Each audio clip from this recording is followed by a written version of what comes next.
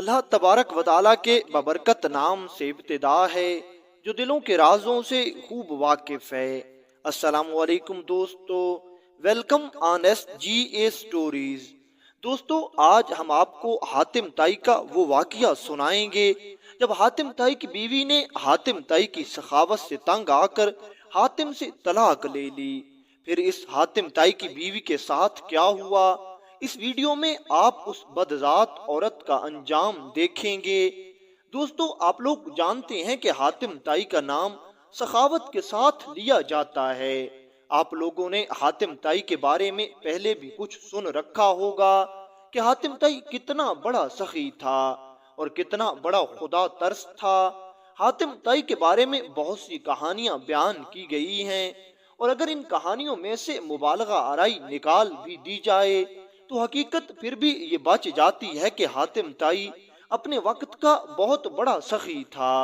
کہتے ہیں کہ اسلام سے قبل جہاں ہر طرف جہالت کا دورہ تھا، اس وقت کچھ لوگ اچھے بھی تھے، کچھ لوگ نیک دل رکھنے والے بھی تھے، اور ان میں ایک حاتم بھی تھا جس کی سخاوت آج تک دنیا مثال دیتی ہے۔ دوستو، دراصل حاتم کا تعلق عرب کے ایک قبیلہ طے سے تھا، جس وجہ سے حاتم کے ساتھ نسبتاً طائی لگایا جاتا ہے، اور اس طرح حاتم کا پورا نام حاتم طائی بن گیا۔ حاتم طائی یمن کا حکمران تھا، اور یمن کا علاقہ اس وقت عرب سے جڑا ہوا تھا۔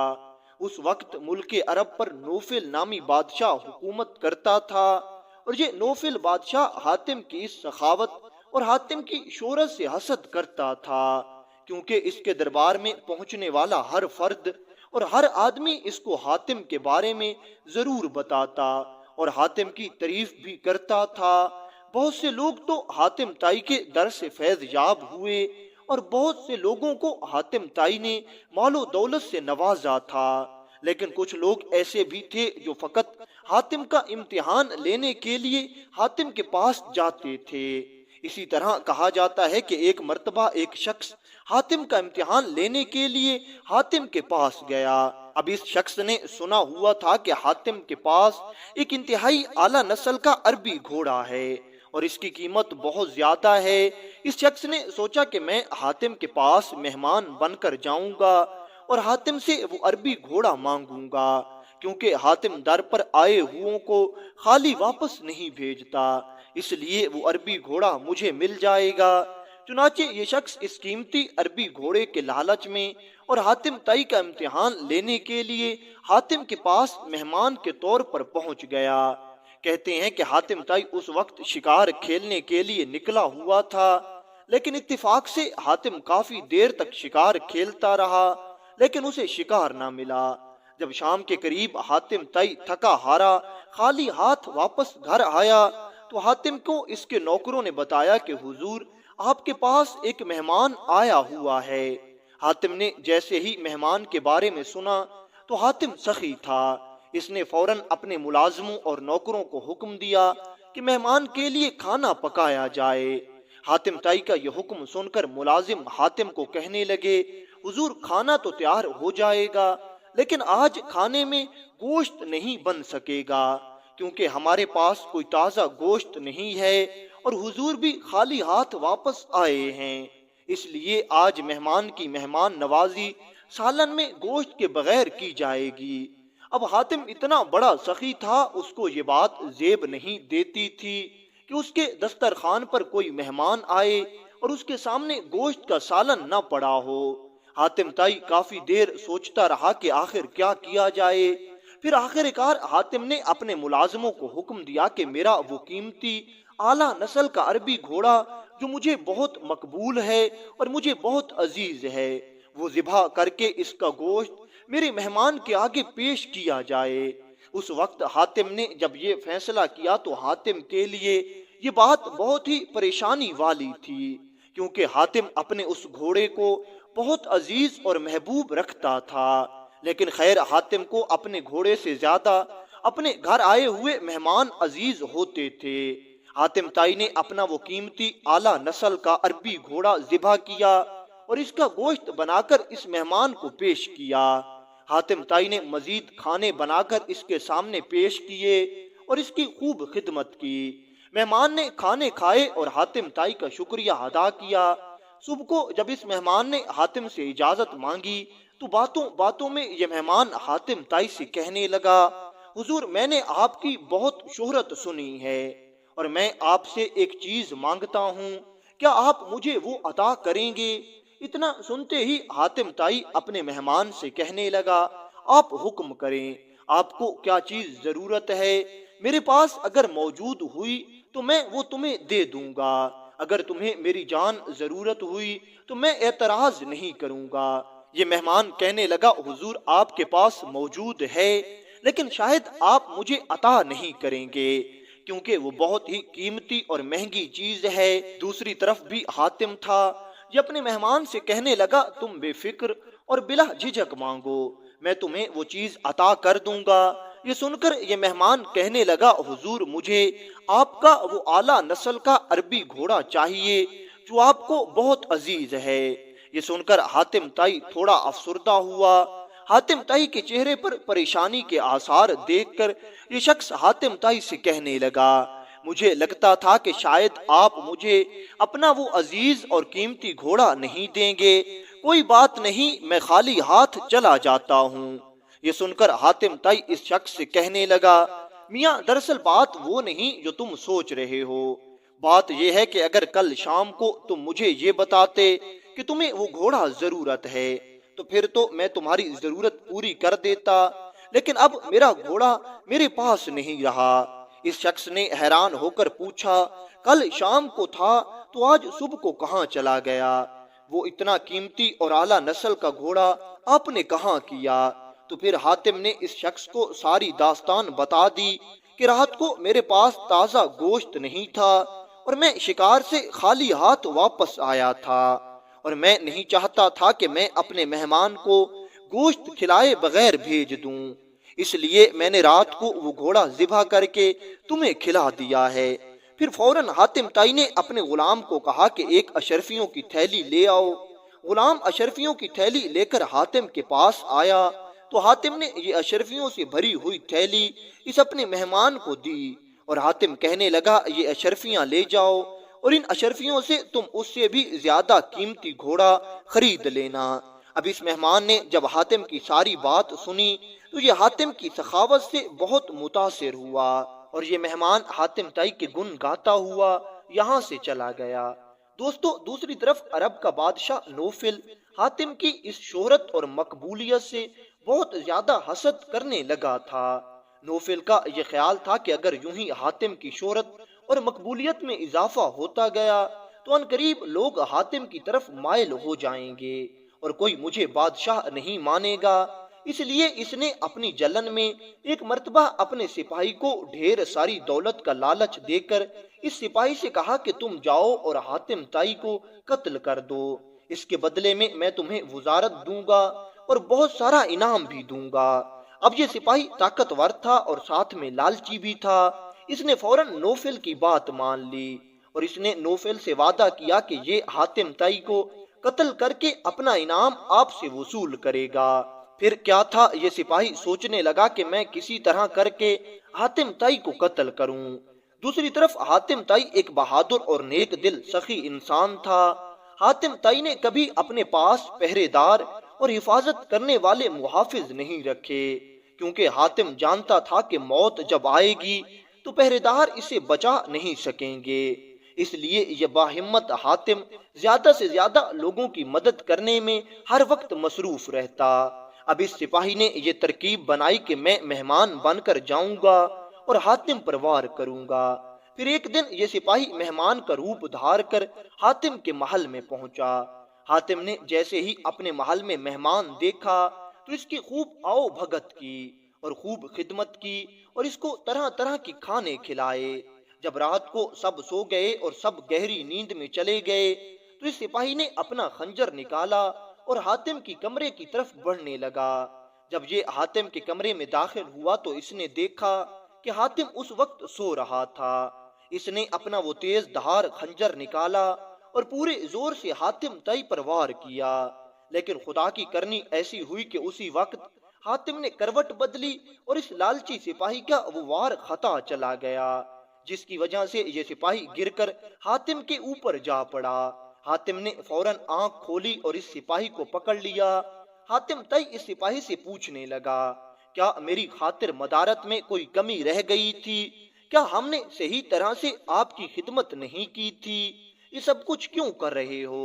तुम हमसे नाराज हो? ये सिपाही अब हातिम तई से डर रहा था, क्योंकि ये जानता था कि अब सिपाही बुलाकर हातिम मुझे कत्ल करवा देगा। इसलिए इसने डरते डरते सब कुछ सच सच बता दिया, और इसने बताया कि मैं इस मकसद से आपके पास आया हूँ और मुझे कत्ल के बदले में बहुत सारा इनाम मिलेगा, और मैं इसी लालच में आपको कत्ल कर रहा था। मैं कोई आपका मेहमान नहीं बल्कि आपका दुश्मन हूँ।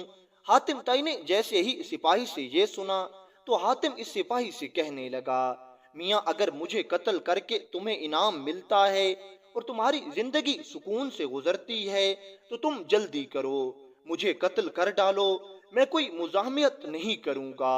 इससे पहले कि मेरे सिपाही आ जाएं और तुम्हें पकड़ लें, तुम जल्दी से अपना काम पूरा करो और यहाँ से निकल जाओ और अपने बादशाह से इनाम पाओ, ताकि तुम अपनी जिंदगी सुकून से गुजार सको।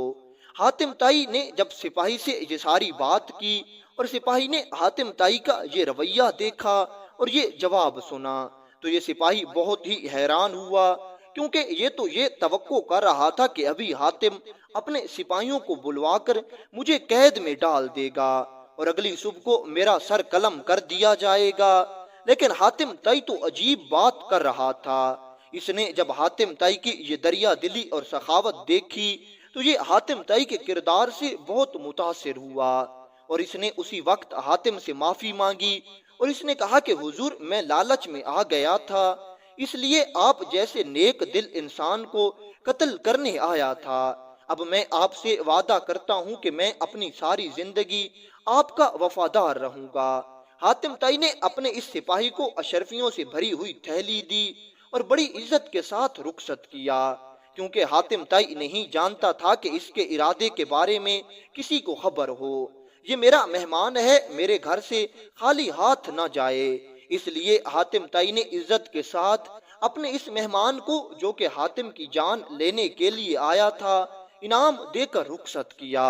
जब इस सिपाही ने वापस जाकर अपने बादशाह नौफिल को सारी बात बताई कि इस तरह हातिम ने मेरे साथ ये मामला किया है और अब मैं हातिम का वफादार हो गया हूँ, मैं हातिम की जान लेने गया था और उसने मुझे इनाम देकर वापस भेजा है। और इस सिपाही ने नौफिल बादशाह के सामने हातिम ताई की मजीद तारीफें की तो ये बादशाह पहले हातिम की तारीफों से जलता था। हातिम की शोहरत इसे चुभती थी।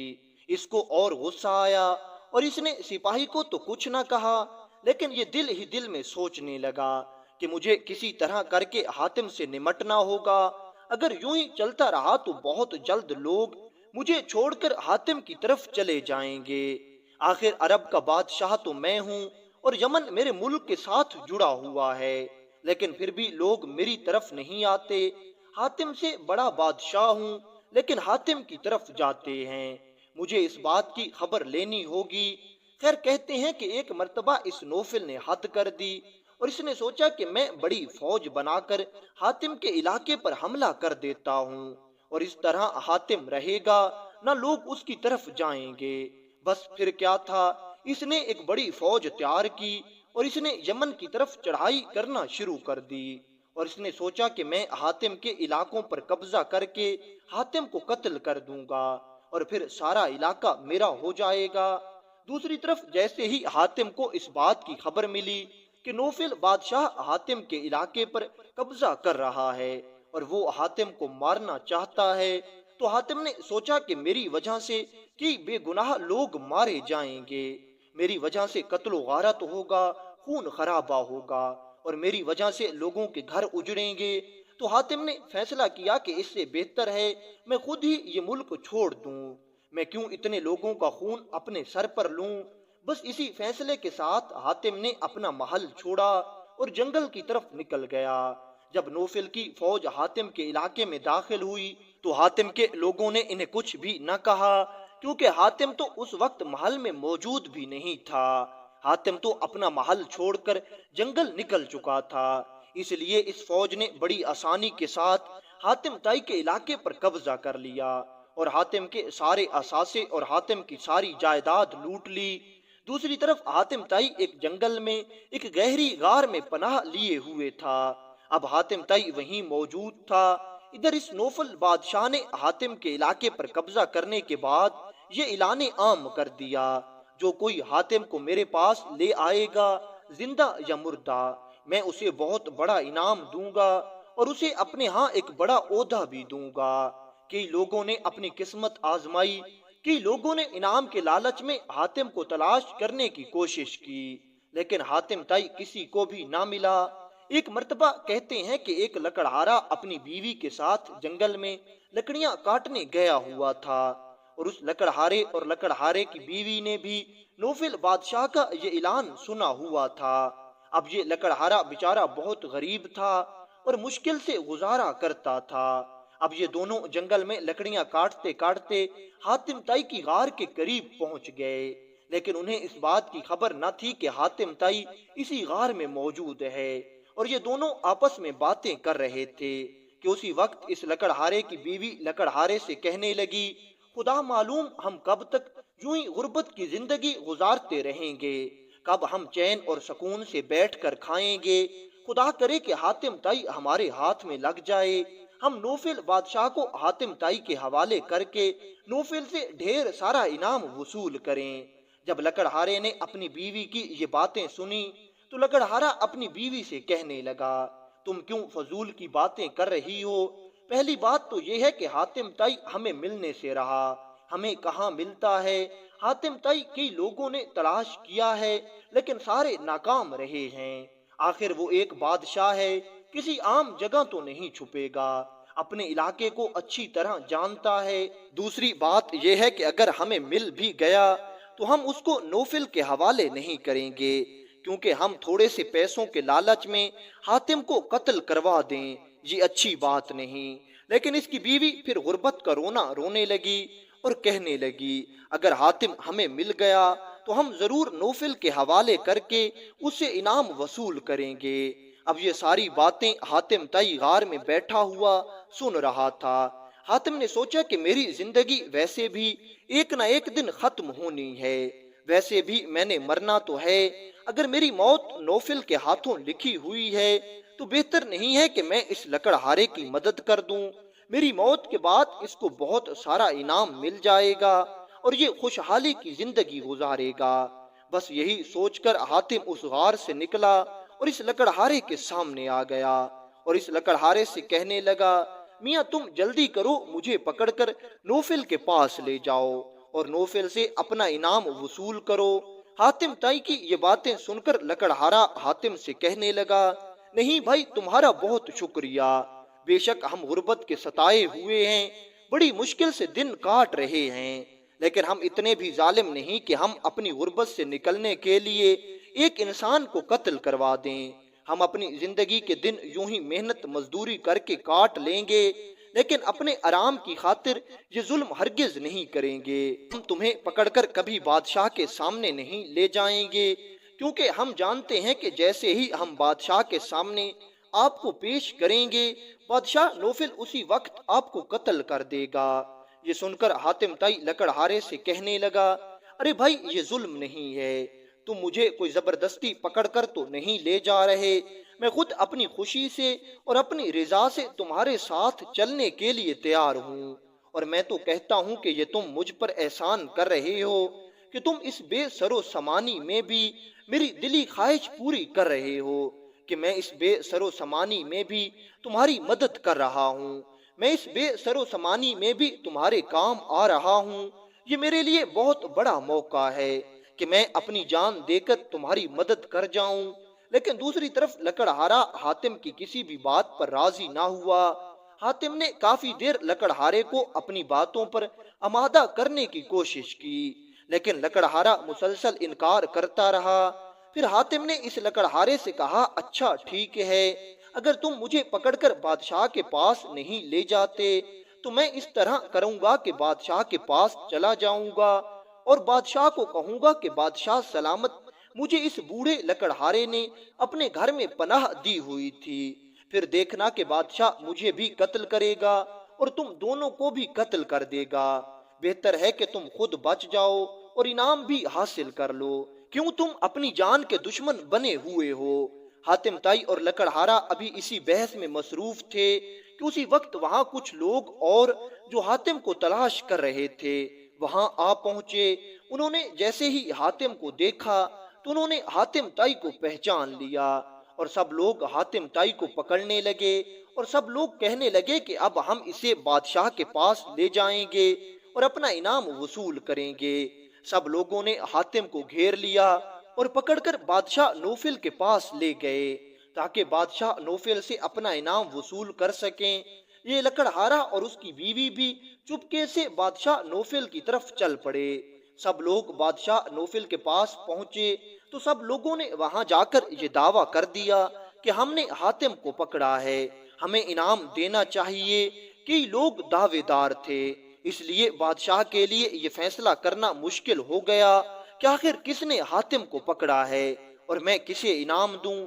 جب سب لوگ اپنا اپنا کہہ رہے تھے تو بادشاہ نوفل نے آخر کار تنگ آ کر حاتم سے پوچھا کہ کیوں میاں حاتم، تم ہی بتا دو کہ تمہیں کس نے پکڑا ہے تاکہ ہم اس مستحق اور حقدار کو انعام دیں۔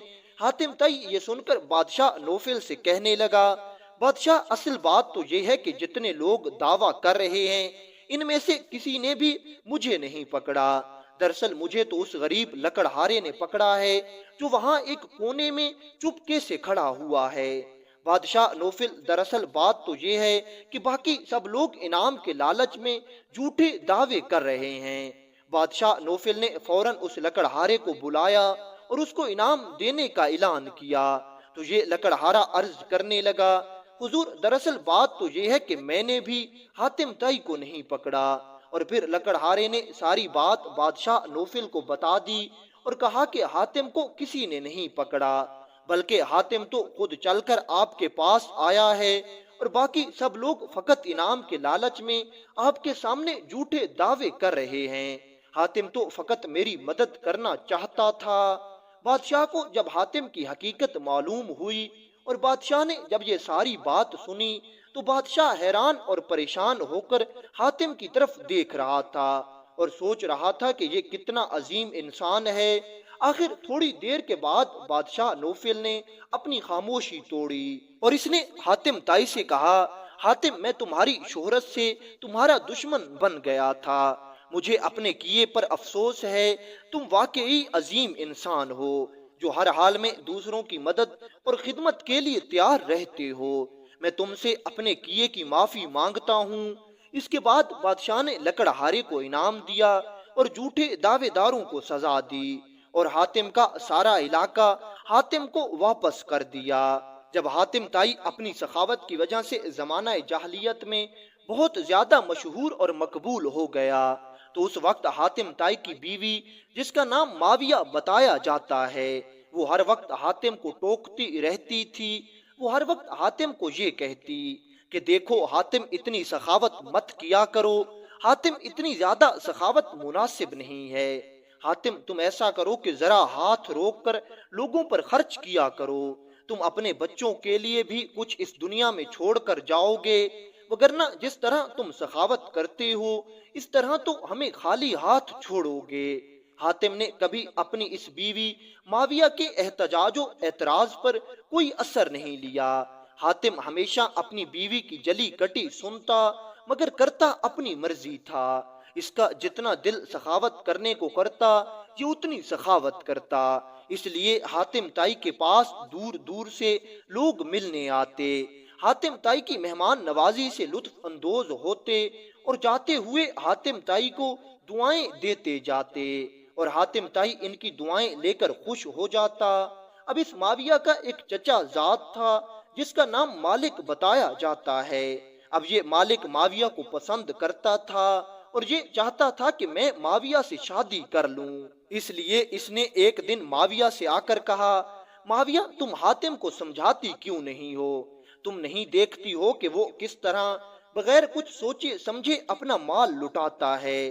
حاتم کے پاس کتنا ہی قیمتی مال کیوں نہ ہو، حاتم اسے خرچ کرتے ہوئے ذرا بھی نہیں سوچتا اور بغیر کسی توقف کے اسے خرچ کر لیتا ہے۔ جب تک اسے خرچ نہ کرے حاتم کو چین نہیں پڑتا۔ یہ بات ٹھیک ہے کہ اب تو حاتم کے پاس جائیداد ہے، لیکن اگر وہ اسی طرح جائیداد لٹاتا رہا اور اسی طرح مفت میں لوگوں کو چیزیں دیتا رہا تو وہ وقت دور نہیں جب حاتم طائی کنگال ہو جائے گا۔ تم ذرا اپنے بارے میں سوچو کہ اگر حاتم طائی مر گیا تو اس نے تمہارے لیے کیا چھوڑا ہے؟ تمہاری زندگی ساری تو اجیرن ہو جائے گی، تمہارے بچے بھوک سے مر جائیں گے اور تم سب لوگ بیچاروں مددگار ہو کر رہ جاؤ گے۔ اب یہی بات معاویہ بھی چاہتی تھی۔ جب اس کے چچا زاد مالک نے معاویہ کی دکھتی رگ پر ہاتھ رکھا تو معاویہ مالک سے کہنے لگی، تم واقعتاً میرے خیر خواہ ہو، لیکن مالک میں کر بھی کیا سکتی ہوں؟ میں نے حاتم کو روکنے کی بہتیری کوشش کی ہے، لیکن حاتم میری سنتا کہاں ہے؟ مالک نے معاویہ کو مزید مرغلایا اور مالک معاویہ سے کہنے لگا، تم ایک کام کر سکتی ہو، تم حاتم سے طلاق لے لو۔ جب تم حاتم سے طلاق لے لوگی تو میں تم سے شادی کر لوں گا، اور دیکھ لو میں حاتم سے مالی طور پر زیادہ مستحکم بھی ہوں، میرے پاس مال بھی ہے اور جائیداد بھی ہے۔ سوچ لو میرے ساتھ تمہیں کوئی پریشانی نہیں ہوگی، اور نہ ہی میں حاتم کی طرح سخی اور مہمان نواز ہوں کہ اپنی دولت مفت میں لٹاتا پھروں۔ بات معاویہ کے دل کو جا لگی، کیونکہ معاویہ تو یہی چاہتی تھی۔ وہ تو حاتم سے تنگ تھی، حاتم کی سخاوت سے نفرت کرتی تھی۔ اب یہ اسلام سے پہلے کا دور تھا، دور جاہلیت تھا۔ اس دور میں عورتوں کے طلاق لینے کا ایک طریقہ تھا۔ جب کوئی عورت اپنے خاوند سے طلاق لینا چاہتی تو وہ یہ کام کرتی کہ وہ عورت جانوروں کے بالوں سے بنے ہوئے خیمے میں بیٹھ جاتی۔ اگر اس عورت کے گھر کا دروازہ مشرق کی طرف ہوتا تو وہ عورت بالوں سے بنے ہوئے خیمے کا دروازہ مغرب کی طرف کر لیتی، اور اگر اس کے گھر کا دروازہ مغرب کی طرف ہوتا تو وہ بالوں سے بنے ہوئے خیمے کا دروازہ مشرق کی طرف کر لیتی۔ الغرض جس سمت ان کے گھر کا دروازہ ہوتا اسے الٹ سمت میں عورت جانوروں کے بالوں کا بنا ہوا خیمہ دوسری طرف کر لیتی۔ الغرض جس سمت ان کے گھر کا دروازہ ہوتا اسے الٹ سمت میں عورت جانوروں کے بالوں کا خیمہ بنا کر دروازہ کر لیتی، اور جب شوہر اس کے بالوں کے خیمے میں بیٹھا ہوا دیکھتا اور بالوں کے خیمے کا دروازہ اپنے گھر کے دروازے کے الٹ سمت میں دیکھتا تو شوہر سمجھ جاتا کہ اب میری بیوی مجھ سے طلاق لینا چاہتی ہے۔ اب معاویہ مالک کی چکنی چپڑی باتوں میں آ چکی تھی اور اس نے اپنے خیمے کا رخ بدل دیا تھا۔ جیسے ہی حاتم طائی گھر آیا تو اس نے دیکھا تو حاتم سمجھ گیا کہ میری بیوی مجھ سے طلاق لینا چاہتی ہے۔ حاتم طائی فوراً اپنے بیٹے عدی کے پاس گیا اور عدی سے کہنے لگا، دیکھو تمہاری ماں نے کیا کیا ہے۔ عدی اپنے باپ سے کہنے لگا، ہاں دیکھا تو میں نے بھی ہے، لیکن میں کر بھی کیا سکتا ہوں۔ خیر حاتم طائی نے اسی وقت اپنے بیٹے عدی کا ہاتھ پکڑا اور اپنے بیٹے عدی کو لے کر اپنے گھر سے نکل پڑا۔ حاتم طائی اپنے گھر سے نکل کر قریب ہی ایک وادی میں چلا گیا اور اسی وادی میں حاتم طائی نے سکونت اختیار کر لی۔ اب معاویہ اپنے طور پر خوش ہو رہی تھی کہ اس کی حاتم سے جان چھوٹ گئی ہے، لیکن اسی وقت حاتم اتنا مشہور تھا کہ اگر اس علاقے میں کوئی بھی مہمان آتا تو وہ سیدھا حاتم کے پاس آتا، کیونکہ لوگ حاتم کو اچھی طرح جانتے تھے کہ وہاں ان کی مہمان نوازی اچھے طریقے سے ہو جائے گی۔ ابھی حاتم طائی کو گئے ہوئے تھوڑا ہی وقت ہوا تھا کہ ایک 40 یا 50 لوگوں پر مشتمل وفد حاتم کے گھر کی طرف آ گیا، اور اس نے حاتم کے گھر کے باہر ڈیرا ڈال دیا۔ اپنے گھر کے باہر یوں مہمانوں کو ڈیرا ڈالتے ہوئے دیکھ کر معاویہ بہت پریشان ہوئی۔ معاویہ نے فوراً اپنی لونڈی کو بلایا اور اپنی لونڈی سے کہا، میرے چچا زاد بھائی مالک کو بتاؤ کہ ہمارے گھر میں مہمان آ چکے ہیں، اب ان مہمانوں کے لیے دودھ اور تازہ کھانے کا بندوبست کرو، کیونکہ لوگ ہمارے گھر میں آ چکے ہیں اور ہم خالی ہاتھ انہیں واپس نہیں بھیج سکتے، آخر مہمان نوازی تو کرنی ہوگی۔ لونڈی معاویہ کی بات سن کر مالک کی طرف چلی گئی، لیکن آج یہ لونڈی سوچ رہی تھی کہ آج لوگوں کو حاتم طائی کا مقام معلوم ہو جائے گا، آج کی رات یقیناً فیصلہ کن رات ہے۔ लौंडी फौरन मालिक के पास गई और माविया का पैगाम दिया कि इस तरह 40-50 लोग मेहमान आए हुए हैं और माविया उनके लिए दूध और खाना मांग रही है। मालिक ने जैसे ही पैगाम सुना तो मालिक अपना सर पीटना शुरू कर देता है, अपनी दाढ़ी नोचने लगा और कहने लगा, जाओ माविया को मेरा सलाम कहो और माविया से कहो कि इस मेहमान नवाजी और इसराफ की वजह से तो मैंने तुम्हें हातिम से तलाक लेने का मशवरा दिया था। अब मुझे इस मुसीबत में हरगिज मत डालो। मैं बाज आया ऐसी सखावत और ऐसी मेहमान नवाजी से। मैं एक साथ में कभी भी 50 आदमियों की मेहमान नवाजी नहीं कर सकता, ये मेरे बस की बात नहीं। हाँ, अगर 1-2 आदमी होते तो मैं उनकी मेहमान नवाजी कर लेता, लेकिन एक साथ 40-50 आदमियों की मेहमान नवाजी कौन करे। लौंडी ने मालिक का पैगाम लिया और लफ्ज ब लफ्ज तुर्की ब तुर्की सारा पैगाम माविया को सुना दिया। माविया को मालिक का ये पैगाम बिल्कुल अच्छा न लगा, लेकिन माविया कर भी क्या सकती थी, आखिर घर में मेहमान बैठे थे, अब यूं ही उन्हें घर से उठाया भी नहीं जा सकता था।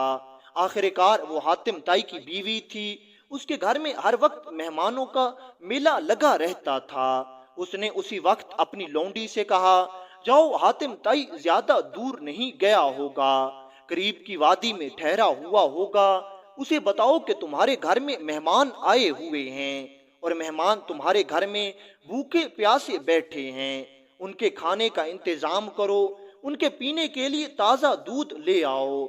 लौंडी भागती हुई वादी की तरफ गई, काफी देर हातिम को तलाश करती रही और आखिरकार हातिम उसको मिल गया और उसने पुकार कर हातिम ताई से कहा, तुम्हारे घर में मेहमान आए हुए हैं और वो भूखे प्यासे बैठे हैं। हातिम ने जैसे ही ये सुना कि हातिम के मेहमान भूखे बैठे हैं तो हातिम ताई जल्दी से भागता हुआ वापस अपने घर आया और अपने ऊंटों के बाड़े में चला गया।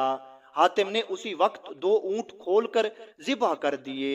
उस वक्त ऊंटों को ज़िबा करने का तरीका ये होता था कि ऊंट की पिछली टांगों के घुटने काट लिए जाते थे।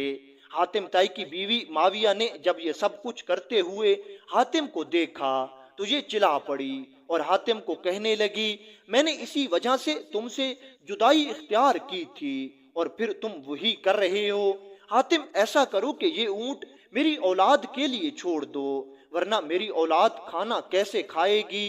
हातिम ने अपनी बीवी को मुखातिब करके कहा, ए माविया, तेरा सत्यानाश हो, जिस जात ने इन मेहमानों को, तेरी औलाद को और तमाम मखलूक को रोजी देनी है, जो रोजी का जिम्मेदार है, जो रोजी रसां है, वही सबको रोजी देगा।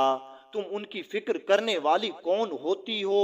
इस वक्त तुम्हें सिर्फ और सिर्फ अपने मेहमानों की फिक्र होनी चाहिए, वो मेहमान जो इस रोजी रसा ने तेरे दरवाजे पर भेजे हैं, ताकि तू वसीला बने और उन्हें खाना खिला सके। और तुझे अपने बच्चों के मुस्तकबिल की पड़ी हुई है, जब तू दूसरों को खाना खिलाएगी तो वो रोजी रसा तुम्हारे बच्चों को जरूर खाना खिलाएगा।